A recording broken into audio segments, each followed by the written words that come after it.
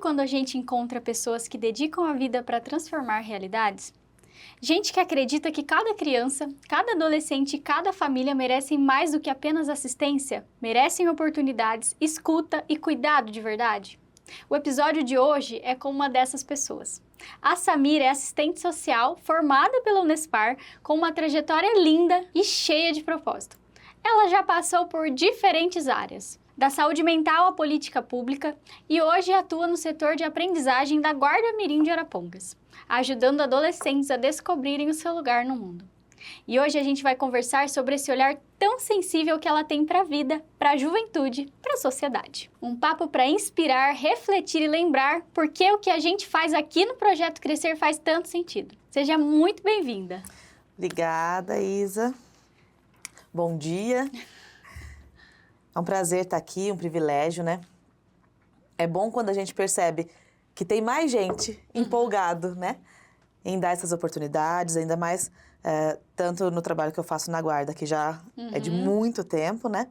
E aqui com um projeto também que já vem de muitos anos, oportunizando, né? Para essas famílias, para as crianças, adolescentes, né?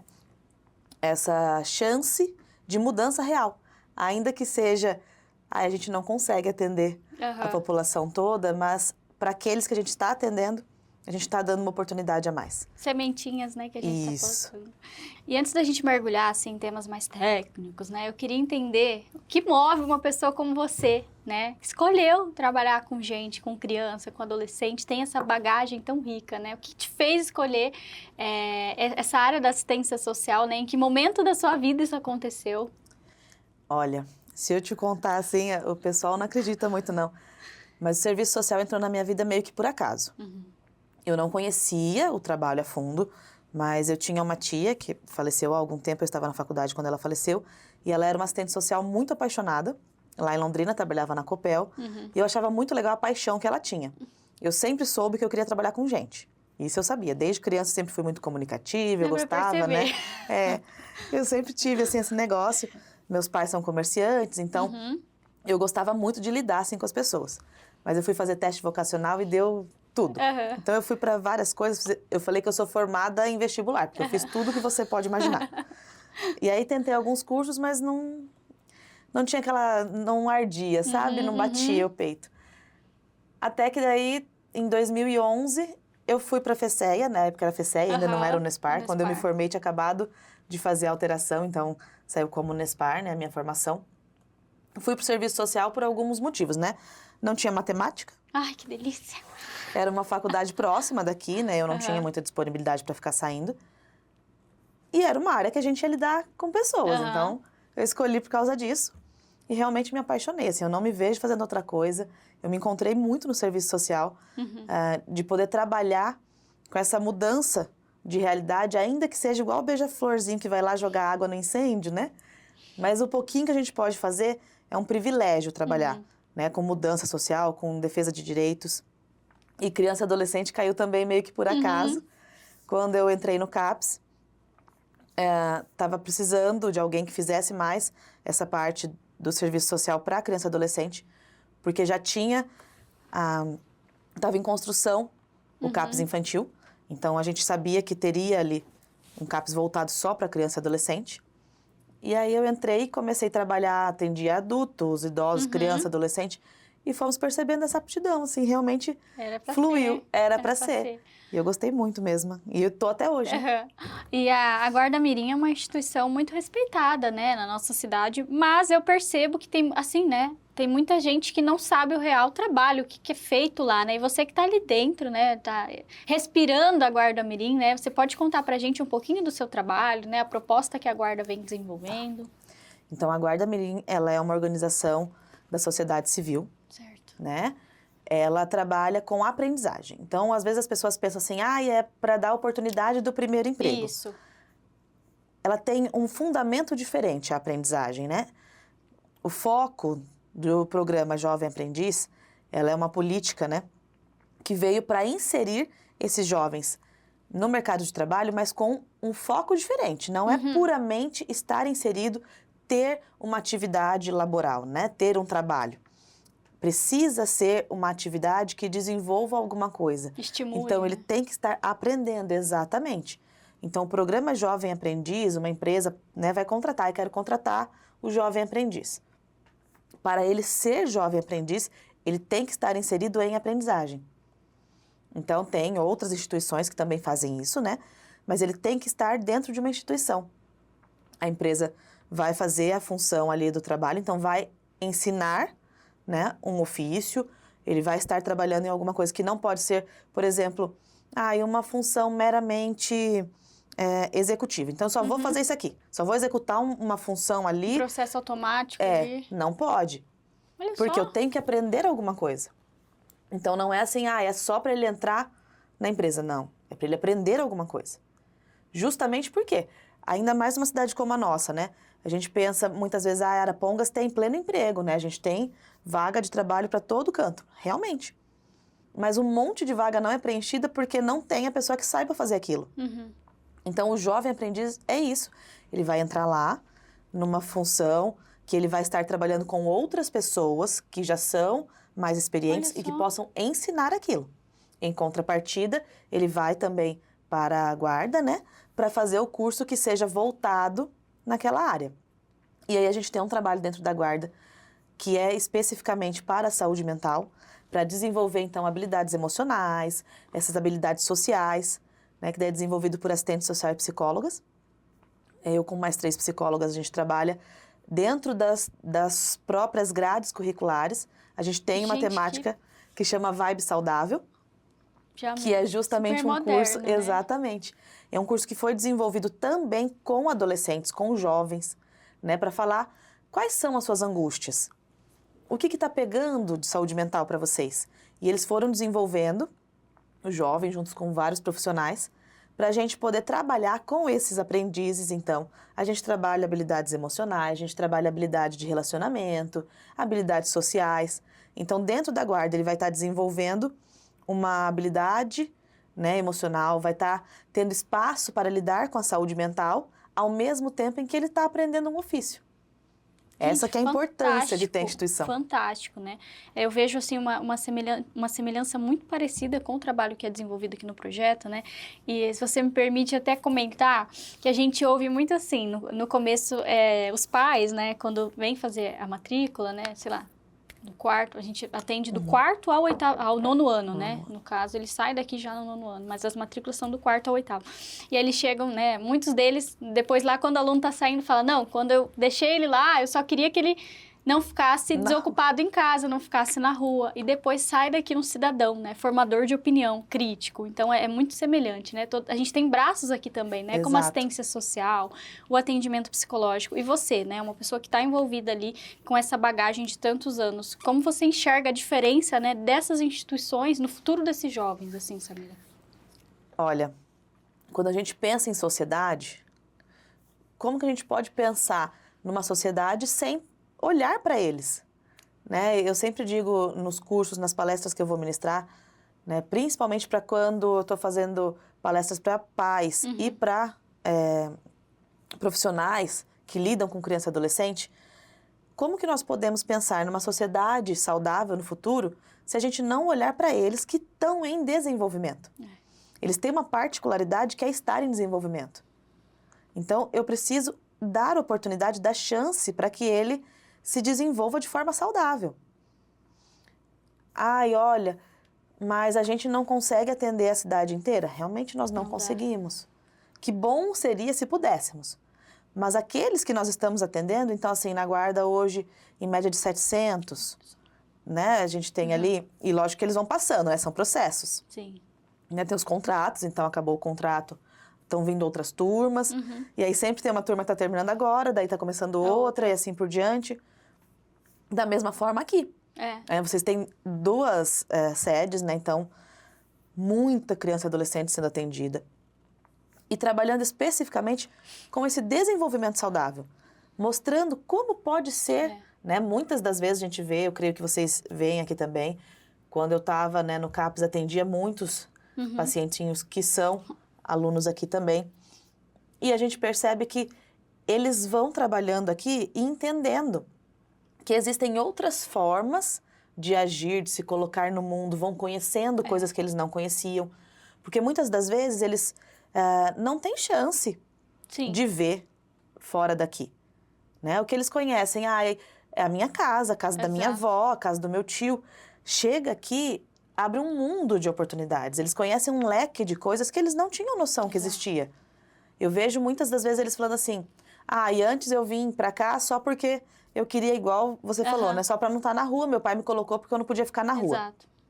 Eu vim pra guarda porque eu queria ter uma renda, que eu precisava ter um trabalho. E sai dali pensando, olha, eu vou fazer faculdade, eu me inscrevi. Aqui mesmo, né, no trabalho que vocês fazem, no Crescer, quantas vezes eu já vi crianças falando pra mim assim, eu descobri que eu gosto de fazer redação, eu descobri que eu sou bom na matemática, que eu só não estava conseguindo porque não tinha um método, às vezes, né, adequado, ou porque na escola eu estava fazendo muita arte e não conseguia ter essa atenção, e eu descobri que eu posso ir bem, melhorou minhas notas, melhorou meu relacionamento, as próprias famílias trazem isso pra gente, né? Melhora a convivência, melhora o relacionamento interpessoal. Então, assim, de repente ele não vai sair dali e virar um grande engenheiro, porque tem gente que fala, vai sair daqui grandes profissionais. Pode ser que sejam pessoas de destaque, mas eles saindo dali, cidadãos melhores... Exato. Nosso objetivo já foi feito, cumprido. Exatamente, nosso trabalho está sendo feito. Né? A gente, às vezes, tem mania de sonhar muito grande. E, na realidade, o que importa pra gente é se ele teve esse olhar diferente da sociedade. Ele conseguiu enxergar coisas que ele não enxergava. Exato. Se isso eu conseguir passar para ele, tá ótimo. Minha missão foi eu já cumprida. fiz o que eu devia fazer. E você me traz ali uma reflexão muito importante que eu queria te perguntar também, né? Que a gente vê a adolescência é um período de muita pressão social, exatamente por isso, né? E vem essa angústia, né? Do que eu preciso ser, ao mesmo tempo eu preciso me tornar, né? E eu queria que você falasse um pouquinho pra gente, especialmente, né, para esse adolescente, até aquele que está entrando ali na fase da adolescência, né? Como é que ele pode manejar, né, entre esse ideal do que... E talvez descobrir ali, né, quem ele é. Olha, a gente, enquanto adulto da relação, precisa ter esse olhar diferenciado, porque o adolescente hoje, a gente sabe que a maturidade neurológica, né, principalmente ali córtex pré-frontal, né, aí eu sempre falo para eles aqui, gente, bem aqui no meio, né, eu explico para eles que essa parte responsável pelo juízo, pelas decisões mais racionais, né, ele vai amadurecer por volta dos 25 anos, vai terminar de amadurecer. Meu Deus. Então é um período muito longo de transição. Como que eu posso querer que eles tenham maturidade de um adulto se eles ainda não têm essa maturidade nem cerebral para isso? Não tem recurso, né? Não tem. Então nós precisamos olhar para eles com essa particularidade. E eu sempre digo para os meus adolescentes, por onde eu vou, tá tudo bem você ainda não saber o que você quer fazer. O que você não pode é parar de andar. De tentar descobrir. Exato, porque você ainda não sabe exatamente o que quer fazer, tudo bem. Mas tudo que você aprende é útil. A gente, às vezes, por pensar muito no que é ideal, não faz o que é possível. Nossa, que forte. Não é? A gente, às vezes, fica assim, o ideal é que eu tivesse, então, vaga para 1.500 lá na guarda. Mas eu tenho essas vagas? Não tenho. O que eu posso? Eu posso hoje com 700, 750? Eu vou fazer. Então, o ideal é que eu conseguisse fazer vários cursos e que eu já soubesse o que eu quero ser desde os meus 8 anos de idade. Mas não é a realidade. Então, vamos trabalhar com o que a gente tem agora. O que a gente tem agora? Chance de aprender, chance de mudar de opinião. Tá tudo bem. Eu gostava de azul, agora eu gosto de verde. Tá tudo certo. Eu achava que eu ia ser médica. Depois eu achava que eu ia fazer faculdade de moda. Depois eu fui fazer letras, fui fazer comércio exterior. Tá tudo certo. Tudo que eu aprendi é útil até hoje. O caminho importa mais, né, do que o resultado. Né? Muitas vezes, até para os próprios pais, mas qual que é o diagnóstico? O que ele tem? Mas o que ele tem que fazer? Não é uma fórmula pronta. Eu estar fazendo algo é mais importante do que eu saber o que eu quero ser daqui 20 anos. Eu não sei ainda com o que eu quero trabalhar? Vamos descobrindo, então? Vamos trabalhando. Trabalhei com isso, olha, eu tenho aptidão para isso, legal. Vamos tentar desenvolver essa habilidade. Ah, eu gosto muito disso, mas eu não tenho tanta habilidade. Você vai ter que se esforçar mais, mas pode fazer também. Não tem problema você não ser o melhor nisso por enquanto. Ninguém começou sendo o melhor, né? Acho que esse é o maior desafio, né? Entender isso. Vamos aprender. E hoje a gente se vê um cenário muito desafiador na juventude, né? Excesso de informação, rede social, ansiedade. E ao mesmo tempo a gente vê nos jovens, né, essa vontade, esse desejo mesmo, né, essa potência.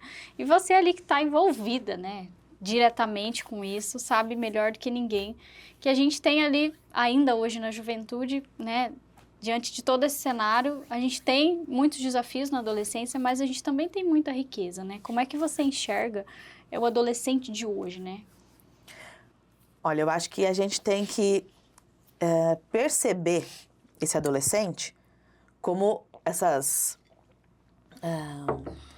esse excesso de tela, esse excesso de informação. Aonde tem um problema, a gente tem que enxergar uma oportunidade. Realmente, o excesso de tela é um problema. Mas, muitas vezes, esse excesso de tela é por falta de outras oportunidades. Exato. Né? Então, aqui, o trabalho que vocês fazem aqui, o que a gente faz lá na guarda, é uma oportunidade que eles estão tendo de descobrir novas coisas. E nesta de excesso de informações, eles também estão descobrindo um mundo de coisas que pode ser muito útil para eles. Eles trazem informações para a gente que, às vezes, eles não tinham conhecimento, né? A gente trabalhando lá, assim, por exemplo, na Vibe Saudável, de vez em quando surge alguma questão. Ah, porque eu vi uma informação não sei na onde, porque eu vi um podcast falando não sei o quê. Olha só. Exatamente, são coisas que a gente não tinha acesso. Né? Eu não tive esse acesso, mesmo tendo muita oportunidade. Eu fui uma adolescente que eu tive chance de estudar muita coisa, mas não tinha essa informação que chega no mesmo momento. Tá acontecendo lá, eles já sabem aqui. Então, é uma chance. Você tem aptidão para trabalhar com isso? Vamos tentar desenvolver também? Você gosta de lidar com informação? Vamos lidar com isso como uma oportunidade? Ou olha, eu vi tal situação, eu fiquei preocupada. O que a gente pode fazer sobre isso? Vamos gerar discussões ricas em torno daquilo que eles estão trazendo e aproveitar que eles têm muita informação também para gerar conteúdo com eles. Não propriamente o conteúdo que a gente vai expor, mas assim, o conteúdo de discussão, aprimorar, né, certos assuntos, desenvolver um repertório mais amplo, porque a gente às vezes era adolescente que não tinha nem muita coisa para conversar. E dava um jeito, né? Porque o nosso assunto era o que a gente conhecia ali, nosso mundinho. Então hoje eles conhecem muita coisa. E isso é rico. Exato, até na parte social, né? A forma que influenciam, né? E lá na guarda, você já comentou com a gente que trabalha diretamente com os adolescentes, né? E que tipo, né, de transformação você observa, né? Naquele que entra no programa e depois aquele que sai. Lembra de alguma situação que te marcou, alguma coisa assim? Olha, eu tô na guarda faz pouco tempo, né? Mas eu já vinha trabalhando na guarda umas palestras, a gente fez algumas rodas de conversa. Então, já tem alguns que saíram, tem outros que estão saindo agora também, terminando algumas turmas. E o que a gente nota muito neles é esse amadurecimento. Justamente de perceber que eles entraram com um foco e estão saindo com outro. Alguns que agora já estão na faculdade, né? Porque o contrato, ele tem quase 2 anos, né, de duração. Então, entra ali, tá no ensino médio e às vezes já está saindo na faculdade. Então, tem alguns que descobriram realmente aptidões enquanto estavam desenvolvendo o trabalho, né? Justamente por ter essa chance de trabalhar com pessoas mais experientes, né? Onde eles estão nas empresas, né? Nas indústrias que eles estão ali. E descobrir que eles gostam de fazer alguma coisa. É uma forma de enxergar o mundo. Essa que é, acho que, a grande questão, como a gente comentou ali no começo. Quando eles começam a perceber que eles podem fazer mais. Sabe? Saem mais maduros, a forma de se relacionar um com o outro. Eles chegam assim, bem acanhados, né? Porque vem um de cada canto, não se conhece, né? Vem de acordo com os contratos ali. E chega ali, monta uma turma. Eles vão se relacionando, vão fazendo amizades que são muito ricas. Cara, que... né? Se desenvolvem, saem dali, acabam conhecendo outras pessoas, né?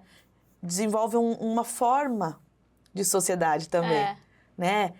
Eles conseguem perceber, muitas vezes o adolescente ele tem aquela questão de se encaixar. Então, ele fica nessa de vou pro grupinho, acaba me envolvendo numa coisa que não é muito legal e tal, porque tava com um grupinho que não era muito bacana. E ali ele descobre que tem pessoas que estão querendo o mesmo que ele. né? Que é crescer, que é aprender, que é ter uma renda, que é ter outras oportunidades. Então, eles vão desenvolvendo novos grupos de convivência. E isso é muito positivo. Olha, eu convivia com pessoas que estavam fazendo coisas que não eram tão legais. E eu também estava fazendo coisa que não era legal. Mas aqui eu descobri que eu não preciso ser aquilo.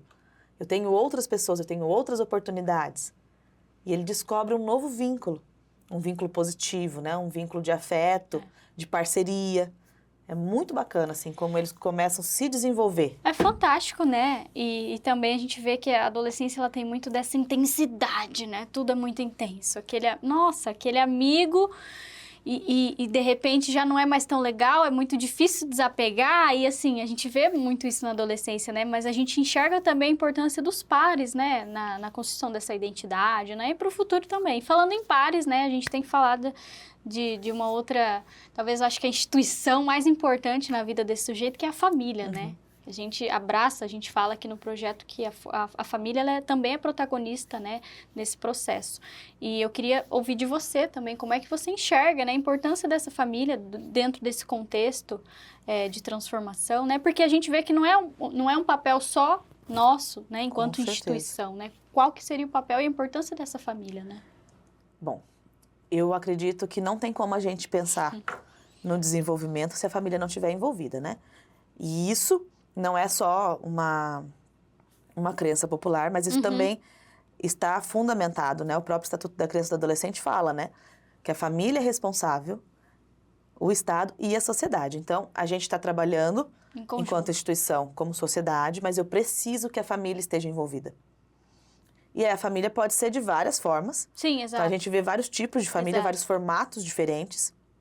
Mas desde que eles estejam envolvidos... Não importa a configuração, né? Exato, é meio caminho andado.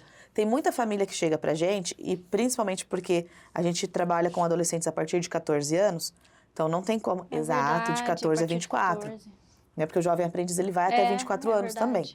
Então, a gente trabalha desde o menor de idade, né? Que seria o adolescente, até o jovem, ali com 24 anos. Não tem como eu pensar em trabalhar com uma adolescente, um adolescente menor de idade, se eu não tiver a família envolvida, eu nem posso, né? Nem posso. Então, a primeira coisa é a família vem. Eu tenho que trazer a família para perto. Qual é essa configuração da família? Para mim não importa. Desde que seja essa representação da família, essa representação do afeto, essa representação de responsabilidade. E a gente traz junto, conversa, explica como é. Quando a gente faz os contratos, né? A família tem que estar junto. Então, a família vai ver o contrato também, aonde vai trabalhar. Entendi. Olha, vai ser feita uma entrevista de trabalho, ele vai precisar cumprir uma série de normas, porque também é um contrato. Sim. E ele precisa estar aprendendo, então nós vamos envolvendo a família nesse processo. Aconteceu alguma coisa, faltou, teve alguma questão, a gente viu alguma outra questão que precisa ser, né, de repente, mais trabalhada. A gente traz a família para cá. E a importância da família é o quê? Muitas das vezes a família não sabe como vai lidar com aquilo. Não tem recurso também, né? Desde que ela esteja bem disposta. Aí chega pra gente, olha, você não sabe como lidar com isso. Muitas das vezes nós também não sabemos, porque chega muita coisa que a gente não conhece ainda, né? Vocês devem ver muito aqui que você fala assim, nossa, esse caso eu nunca tinha pego nenhum assim. Vamos tentar descobrir o que fazer. Tá tudo bem. Mas pro adolescente entender que existe uma rede. E que essa rede não é composta só por pessoas de fora. Porque quando a gente fala em rede de proteção, muitas vezes fica assim, instituição, escola, conselho tutelar, núcleo de educação, secretaria de educação. Tá, mas a família é a principal. Porque o tempo que ele está ali com a família é muito maior do que o nosso. Eles vão passar na escola e na instituição pouco tempo. Não só nos dias dele, as horas que eles vão passar, mas a quantidade de anos que ele fica, né? Nas instituições e nas escolas é muito menor do que o tempo que eles passam com a família. Então, a família é a principal formadora. Então, a gente precisa que a família esteja perto. Não dá pra gente caminhar se a família não estiver junto. Tem que ser uma parceria. E aí você me traz uma pergunta muito importante, né? Você trabalha ali também com as políticas de redução de danos, né? E o acolhimento, né? Você já tem essa bagagem também, né? Dessas situações de pessoas com sofrimento mesmo, né? E aí eu queria entender Como é que a gente pode trazer para o dia a dia essa escuta, né? Sem julgamento, claro, né? Quando a gente lida com sujeitos que ainda não conseguem pedir ajuda, né? Que não têm esses recursos. É próprio da adolescência, você falou que adolescente vê tudo, né, muito amplo. O adolescente, eu digo que eles enxergam o mundo com uma lupa, né? Tudo é muito intenso. Então é próprio da adolescência também que eles se envolvam com coisas que não são muito bacanas. Quando eu comecei a lidar com política de redução de danos, por exemplo, isso 10 anos atrás, era ainda mais questão do uso da própria maconha, de outras drogas ilícitas. E hoje a gente está vendo, por exemplo, um uso absurdo em crianças de 9, 10, 11 anos do vapor. Nossa, isso é... E que, infelizmente, socialmente é muito aceito. O que é uma tristeza. E como é que eu vou falar com essas crianças e adolescentes que eles ainda nem têm noção, né? Como a gente falou, o córtex pré-frontal aqui ainda nem está maduro o suficiente para tomar decisões, para racionalizar sobre esses assuntos. Como que eu posso dizer não pode?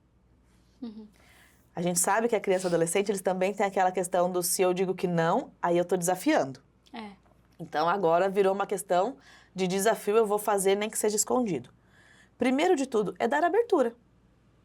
Porque se eu chego com proibições, eu não estou dando abertura para falar sobre isso. E tem muito de saber o porquê também, eu vejo isso, né? Então, assim, realmente, na guarda, assim como aqui no projeto, eu sei que é proibido. Com certeza. E é óbvio que tem que ser. Na escola também. Mas o que eu sempre trago para eles é, vocês estão fazendo uso fora daqui? Vamos conversar? Isso, vamos discutir, né? Por que você está usando? Ah, porque eu fumava cigarro. E por que você estava fumando cigarro? Quem que te ofereceu? Aonde que você viu isso? Quem perto de você usa isso? Qual é o seu intuito? Ah, é por causa do sabor. Tá, mas se fosse por causa do sabor, você podia te pôr uma bala. Vamos tentar buscar, de fato, qual é a motivação?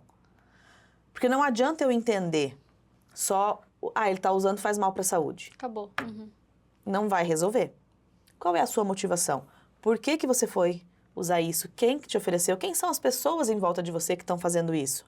Você entende que isso é ilegal? Você sabe que você pode ter problemas com a justiça por causa disso? Não é porque é criança e adolescente que você não vai ter uma responsabilização. Exato. Então, eu trago sempre assim, tem um espaço aberto para você falar. Mas o fato de ter um espaço aberto não significa que eu vou concordar. Nós podemos tentar investigar, descobrir o que é que está por trás disso, para daí poder trabalhar.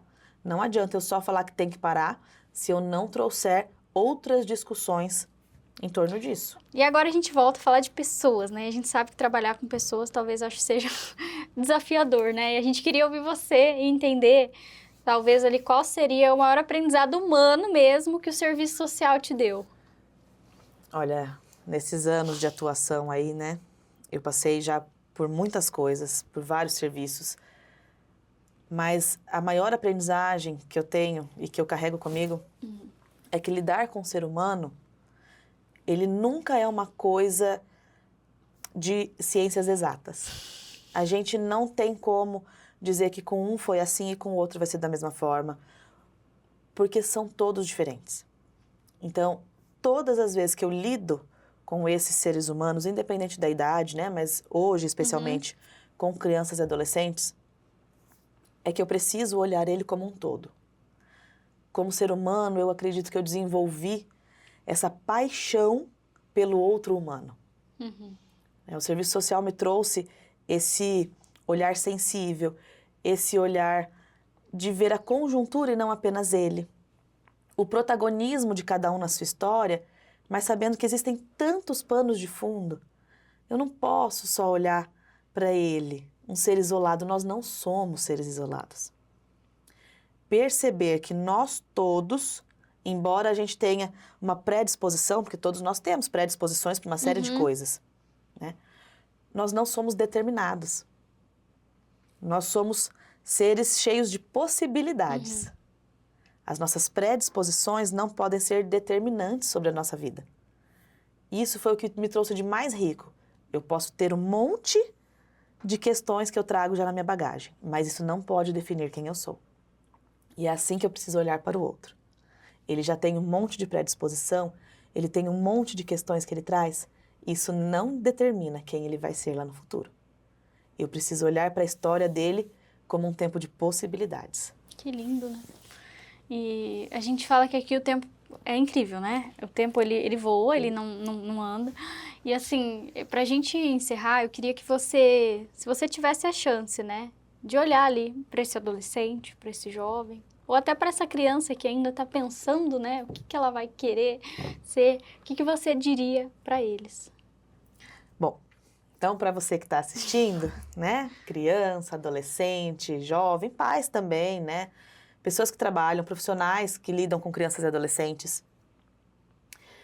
Eu digo que, assim como eu acabei de dizer, que eu olho para as pessoas e vejo possibilidades, que você se enxergue com carinho, se dando oportunidades.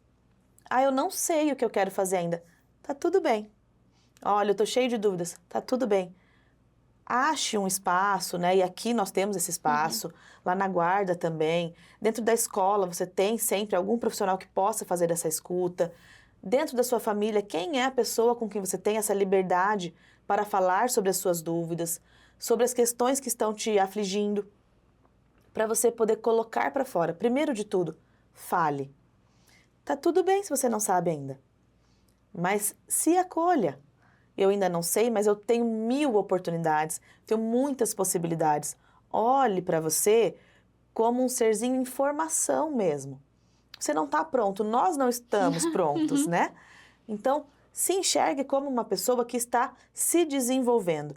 E como uma plantinha que está ainda crescendo, ela pode ir para um lado, para o outro, ela pode crescer para o alto, ela pode se espalhar. São muitas possibilidades. Então, perceba que você tem chances. Você está criando uma história e quem está desenvolvendo ainda não está pronto. O importante é que você continue se desenvolvendo. E nesse trajeto você vai descobrir. É no caminho que a gente vai descobrindo as coisas. O importante é não ficar parado, não se culpar, não se comparar, porque toda comparação é injusta. Porque, eu tô na 5ª série, ele também. Tudo bem, mas você às vezes tem uma história diferente. A gente não é todo mundo igual, e que bom que nós não somos. Então não se compare, não se julgue. Do seu ponto de partida, o que você pode fazer? E faça aquilo que é possível, para que um dia você possa alcançar o que é ideal. Que lindo, né? E a magia eu acho que está no processo, né? Às vezes a gente tem ideais tão difíceis de alcançar e a gente vive uma vida inteira tentando, lutando, buscando aquilo, esquecendo o que estava em volta, e a gente chega lá nesse dia e fala, quem eu sou de fato, né? Então talvez a magia esteja em aproveitar, né, a caminhada. Exato, curtir a jornada. E a gente agradece muito o seu tempo, né? Para você que não conhece o trabalho da Guarda, ou que ainda não conhece o trabalho do projeto também, tem esse desejo, tem essa curiosidade, a gente vai deixar aqui na descrição, né, os canais para você buscar, entender e talvez até, no caso do projeto, formas de colaborar, né, para essa instituição que tem transformado não só as vidas das nossas crianças e adolescentes, mas de nós também que estamos aqui. Com certeza. É importante a gente sempre dizer, como organização de sociedade civil, a gente precisa do apoio da sociedade. Né? Então, estejam envolvidos. Quem quer apoiar, às vezes, de forma financeira, ou quem quer apoiar com uma forma de trabalho. Com certeza. Esteja buscando alguma maneira de nos apoiar, que, não tenho como apoiar financeiramente, né? Tá tudo certo, mas vamos apoiar o quê? Mostrando o caminho, explicando para as pessoas. Às vezes, um vizinho que você sabe que precisa e a pessoa não sabe como fazer a inscrição, não conhece a instituição. Fala da instituição, mostra o caminho, né? Com certeza. Falar da instituição já é uma forma de apoio. Já nos ajuda muito, exatamente. E é claro que a gente se vê mês que vem e até lá. Tchau, tchau. Tchau, tchau.